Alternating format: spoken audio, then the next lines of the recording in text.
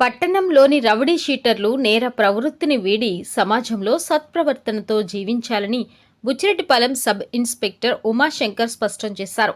ఆదివారం స్థానిక పోలీస్ స్టేషన్లో రౌడీ షీటర్లతో ఆయన ప్రత్యేకంగా సమావేశమయ్యారు. ఈ సందర్భంగా వారికి పలు కీలక సూచనలు, అవగాహన కల్పించారు. ఈ సందర్భంగా ఎస్ఐ ఉమాశంకర్ మాట్లాడుతూ, పట్టణంలో శాంతి భద్రతలకు విఘాతం కలిగిస్తే సహించేది లేదని తేల్చి చెప్పారు. రౌడీ షీటర్ల కదలికలపై తాము పూర్తి స్థాయిలో నిఘా ఉంచామని తెలిపారు. ఎవరైనా పాత పద్ధతులు అవలంబిస్తూ తిరిగి నేరాలకు పాల్పడితే చట్టపరంగా కఠిన చర్యలు తీసుకుంటాం. అంతేకాకుండా శాంతి భద్రతలకు భంగం కలిగించే వారిపై అవసరమైతే పీడీ యాక్ట్ సైతం నమోదు చేయడానికి వెనుకాడమని హెచ్చరించారు. రౌడీ షీటర్లు తమ జీవన విధానాన్ని మార్చుకుని ప్రశాంతమైన జీవితాన్ని గడపాలని, శాంతి భద్రతల పరిరక్షణకు పోలీసులకు సహకరించాలని ఈ సందర్భంగా ఆయన సూచించారు.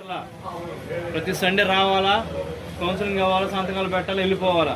మోరవర్ మీరు ఒక పని చేస్తున్నారు, కూలి పని అని చెప్తారు. అక్కడ మీరు చేసే పని ఇంకోటి ఉంటుంది. ఎందుకు చెప్పుకోవట్లేదు? మీరు చేసే పని మీరు ఎందుకు చెప్పుకోవట్లేదు? స్పెషల్గా పర్మిషన్ చేసే ఎవరికి ఏం లేవు. అందరు రావాల్సిందే, కంపల్సరీ రావాల్సిందే. గతంలో కొన్ని రోజులు విపరీతంగా జరిగినాయి, క్రైమ్స్ జరిగినాయి, కొంత కంట్రోల్లో వచ్చింది. మళ్ళీ చిన్న చిన్న పెరుగుతూ ఉంది.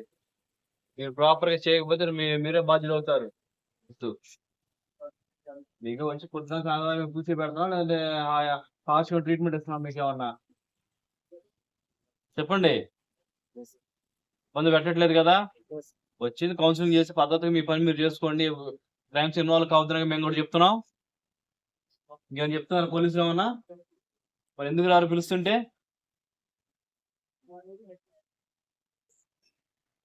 మిడ్ నైట్ వచ్చి మీరు ఉన్నారా లేదా చెక్ చేసి కన్ఫర్మ్ చేస్తే బాగుంటే మీరు చెప్తా. ఓకే అంటే చేద్దాం దాని ప్రకారమే. ఈ ఓకేనా? దానికి మీరే ఇబ్బంది పడతారు. నేను అందరు రెగ్యులర్ గా వచ్చే వాళ్ళ గురించి మాట్లాడట్లేదు. ఎవరైతే రాకుండా ఉంటున్నారో వాళ్ళ గురించి చెప్తున్నాను క్లియర్ గా.